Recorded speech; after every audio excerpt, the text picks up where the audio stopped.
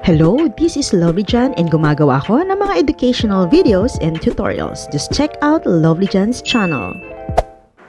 Hello guys, Lovely Jan here, and for today, magkakaroon na naman tayo ng unboxing mula sa product from Shopee. But before that, simple intro muna tayo.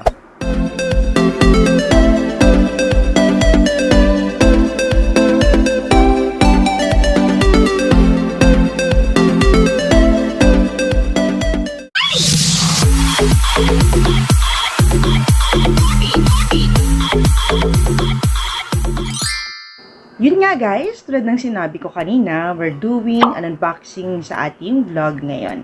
So, regular naman, no? From time to time, nag-unbox tayo ng mga kagamitan na in-order natin sa Shopee! And today guys, ang ating in-order ay, ang kailangan natin as YouTube content. Ito yung kailangan natin as nagsisimula bilang YouTube content creator. So, ito yung pinaka-lowest price na product na nabili ko na ganito. No? Isa siyang mic condenser, meron na rin siyang sound card, meron na rin siyang stand, meron na rin siyang pop filter, at makakapili ka pa ng kulay. At nakita ko pa yung store guys na pinaka-mura na at the same time, great reviews. So, ayan, bibigyan natin siya ng review para makita nyo namang legit to. At ito naman yung tulong ng ating vlog sa inyong lahat. So, ready na ba kayo? Kung ready na, let's do the unboxing. Okay guys, let's open now our box. Ayan. So, at least secured naman siya at naka-bubble wrap. So, good rating for the store. And then, let's cut it out. So, isa-isayin natin yung product. So, mamaya ko na ipapakita guys yung kabuuan, yung naset natin. So, for this time, ilalabas natin kung ano itong nilalaman. Okay. So, ang nag-deliver guys ay JNT Express. Mabilis naman guys. So, in-order natin. 2 days lang yung dumaan na deliver na. From Manila to North Luzon. So, guys, ano sila? Easy delivery. Ayan. Mabilis lang sila mag-deliver. So, first, check natin ang una natin item.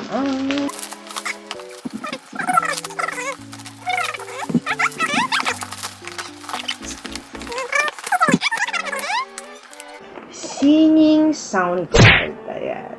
So, pwede siya for singing, shouting, live chat, recording, voice, and music. So, let's see yung laman niya, guys. Unahin natin yung sound card. So, meron siyang 2 connectors. Actually 3. 3 connectors. Ayan. Okay. And then, naka-bubble wrap din yung mga loob niya. So, it's a plus, sa store. So, ilalagay ko na lang sa link description below, guys, yung store. So, ito siya, guys. Sound card. Ayan. Kasing laki lang siya ng palm, as you can see. Ayan. Cute type. Okay, so yun na. Mamaya natin pag-aaralan. So, isa siyang live sound card V8. Okay, balik na natin. Next, microphone naman tayo. Later yung setup, guys, ha? Huwag kayong medyo apurado.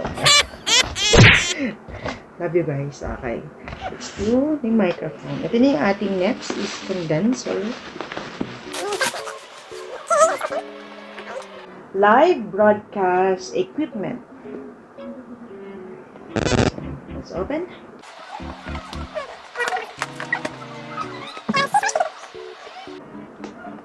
So, nag-stream din kasi ako ng games. Pero madalas, ito kakailanganin ko siya for tutorials para lumakas yung voice ko habang nagtuturo. Teach tayo ng mga paraan. So, and at least, double purpose na siya. Sa gaming din, maganda rin yung quality, yung sound na lumalabas. Pop filter. Pop filter. Ito siya, guys. Okay. Mic cover. Kanyang wire. Microphone wire. Okay.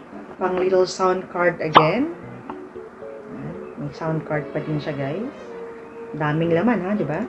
Kasama lahat yan. So, tools for the mic stand. Ayan. At ito na rin yung stand, guys. Hindi ko na ilalabas. Alam niyo naman na siguro. Next, yung lalagyan din ng mic holder. Okay, nakasupot lahat. And then, ang ating cute microphone. Ito na siya, guys. Yay! It's color pink. It is cute. So, color pink kasi yung motif natin. So, pink din yung microphone na kinuha ko. Cute. And then, of course, para matuto tayo kung paano i-set, meron din silang broadcasting manual. May Chinese version and may English version. So, and guys, let's see yung kabuuan niya. Ipapakita ko sa inyo. So, as you can see, guys, ito na siya. Kompleto na yung set natin. Ayan. So, condenser, then yung wire, yung stand, and then yung microphone itself. As you can see, guys, pink siya. Kaya ako nagustuhan kasi may pink color siya at may iba-iba pang color to choose from. Pero ang ano ko lang dito, medyo may UP siya dito. Kasi siguro sa delivery na, pero hindi naman na ano. Let's see the quality. Ayan. So, next, papakita naman natin how to set up these things para matutunan natin kung paano gawin. So, this time guys, ay ilalagay na natin or isa-set na natin yung mga kakailanganin for this V8 sound card. Okay, ang una muna guys, syempre, ang i-set natin ay for mobile phone. So, para sa mga smart user po muna tayo. So, let's see kung makakagawa tayo for PC user. So, yun siya guys. So, check natin yung sa likod na bahagi niya. Ayan. So, meron tayong nakikita dyan. So, first guys, i-connect muna natin yung para sa smartphone. So, pag gagamit kayo ng smartphone, ang una nyong ilalagay ay ito. Ayan. Itong audio jack na to. Tsaka, mayroon siyang micro USB sa dulo niya. So, ito yung isasaksak nyo dito sa live 1. So, may makikita ko sa live 1. Okay, dito nyo siya sasaksak. Tapos ito naman guys, ilalagay nyo doon sa audio part kung saan siya magkakasya sa inyong smartphone. Next is itong condenser microphone natin guys ay iusok naman natin siya dito. May nakasulat dyan, condenser mic. Ayan. So, ilagay natin. Okay. So, dalawa na yung nakakonect guys. Smartphone and condenser mic. Next naman guys, ay kung gusto nyo marinig yung part nito, para naman na maririnig nyo kahit smartphone lang. So, ilagay nyo yung headset nyo. Ayan. Ilalagay nyo naman siya dito sa headset or earphone speaker. Kahit saan dyan, pwede yan, gagana yan. So, lagyan natin sa earphone speaker muna. So, ayan. So, ayan. Basically, itong tatlo lang naman ang kakailanganin natin para magana natin siya at makapag Facebook live tayo gamit ito. Or makapag audio recording tayo or video recording tayo gamit ang ating smartphone at V8 sound card. Ayan. So, tatry natin. Gagamitin natin siya guys. Itong lahat. Ayun na. So, try natin. So, before anything else guys, ito ay rechargeable. So, meron ding ibinigay na charger kasama ng V8 sound card. Ito siya. Ayan. Sasaksak natin siya sa charging kung low-bat na siya. Since naka-charge na siya, hindi mo natin gagamitin ito. So, dito naman siya sa charging sabi niya dyan sa baba. Charging sabi niya. So, hindi natin ilalagay. So, pagaganahin natin ngayon. Ayan. Open muna natin itong ating sound card. Ito guys. Ayan. Pindutin lang natin ng mga 3 seconds.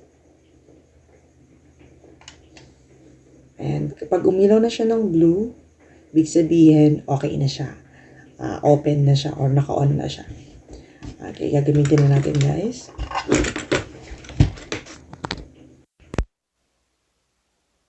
Hello. Ayan. So, naririnig niyo na ako ngayon guys. Gamit na natin ng BM800 microphone at itong ating ayan, V8 sound card.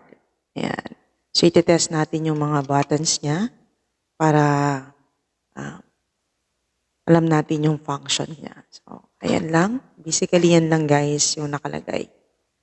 So, try natin itong mga volume niya. Ito. Ayan, sagad na. Ayan ang pinakamalakas niya guys. Ayan. Tapos ito yung echo. Hello. Ay, wala na siyang echo. Naka-zero echo siya. So, pwede natin lagyan ng echo. Hello. Hello. Ayan.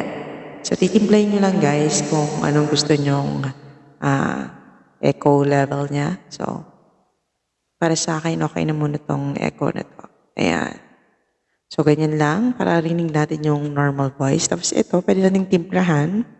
So, ayan.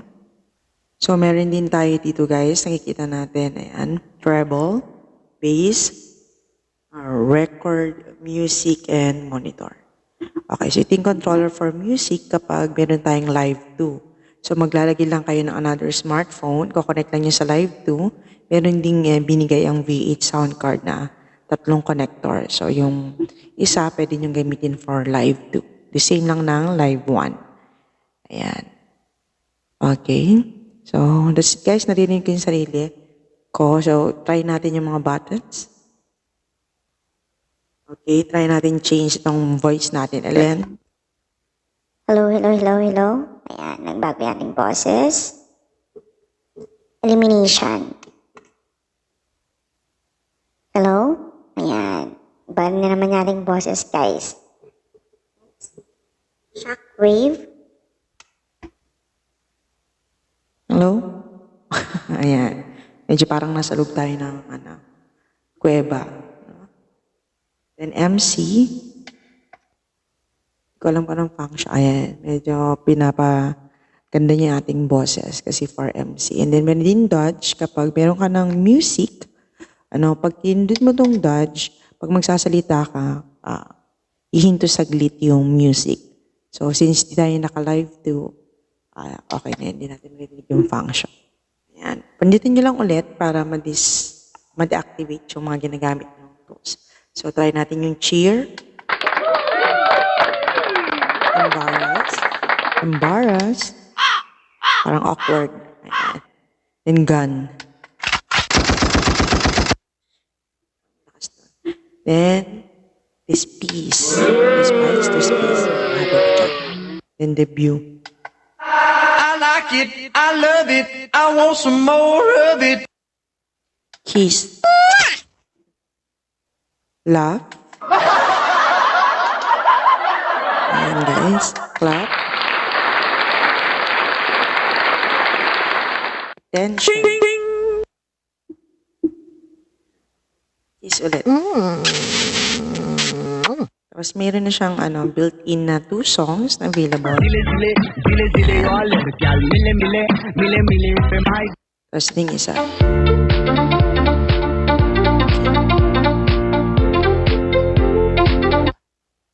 So, basically, ganun lang kadaling iset tong sound card natin, guys, kapag naka-charge siya and for recording gamit ang ating smartphone.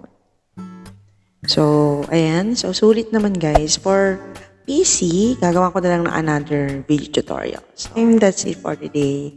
And thank you for watching and for supporting. And see you next vlog. Once again, this is Lovely Jan. Bye-bye and stay safe.